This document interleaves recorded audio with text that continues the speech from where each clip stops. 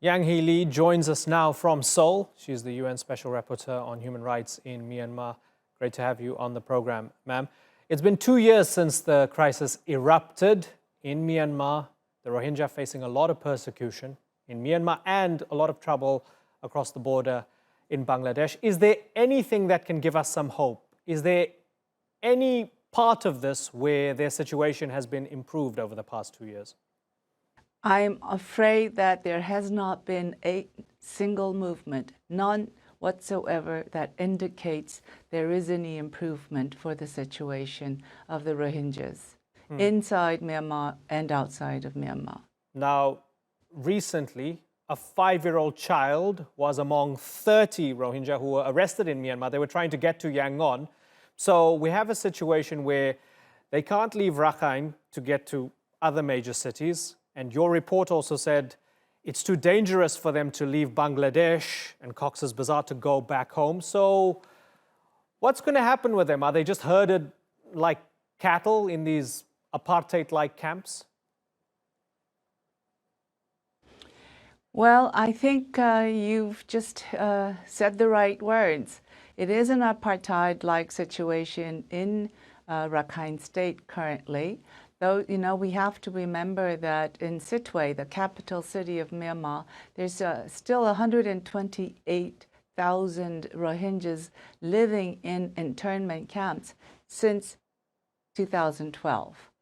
And in northern Rakhine, in Butidong, in Mongdo, in Ratidong, there's some villagers left, but we really don't know the fate and their livelihood, what their daily life is like there.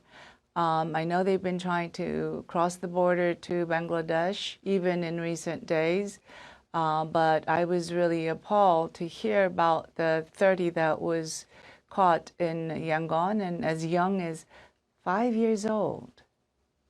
The word genocide has been a very contentious one when it comes to this story in particular and the fate of these people. Your office and your report has said they are at risk of genocide. Tell me exactly what that means. Well, genocide has to be proven by court.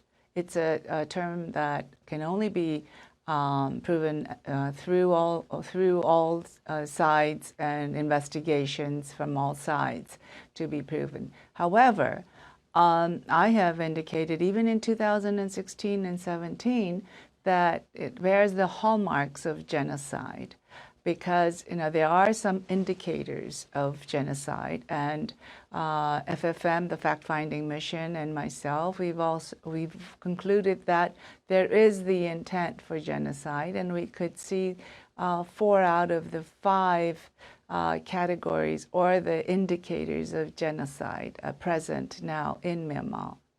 Their UN representative, Myanmar's UN representative, has called you biased. They said you lack impartiality, objectivity, and good faith. Are they essentially in denial when it comes to what's happening? I think so. Publicly, they're in denial.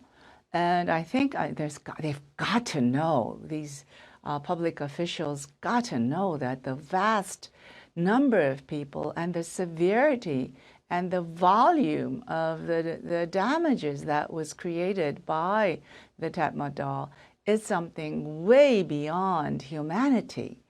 And I have to say that some of the officials have called me even worse names than biased and not impartial.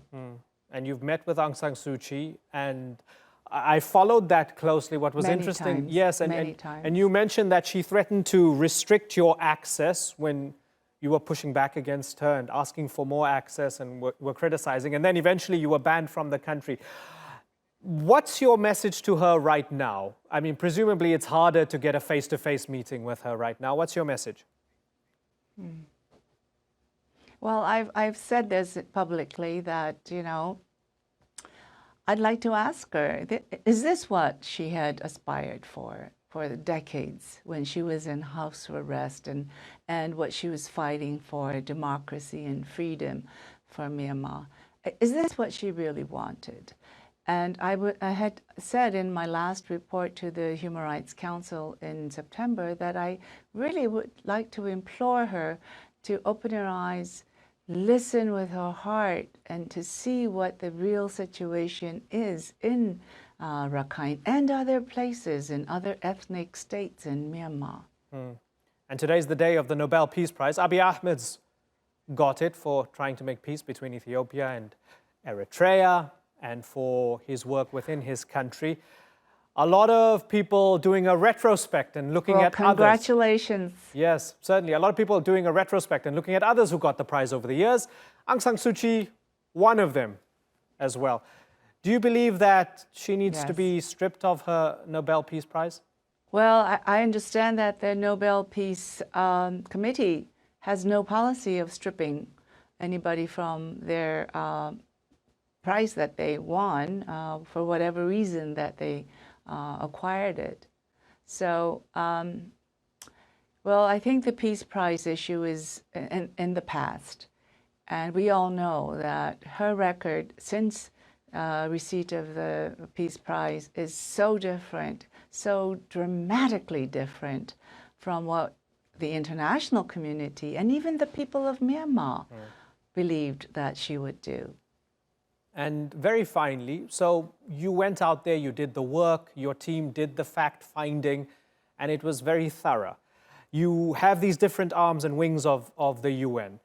You put the story out there. You said there's a crisis here, but we all know that there's another element to this. There's a political element within the UN, especially within the UN Security Council. China backs the government of Myanmar. With that in mind, do you perhaps have little faith that anything substantial will be done to move this government to actually do something about it and to be accountable?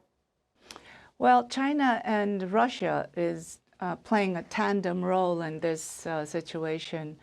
I think if China can change their mind and try to put this on the map of freedom and democracy and human rights, then there is hope. We are still hoping. I'm still hoping, and I am still pushing.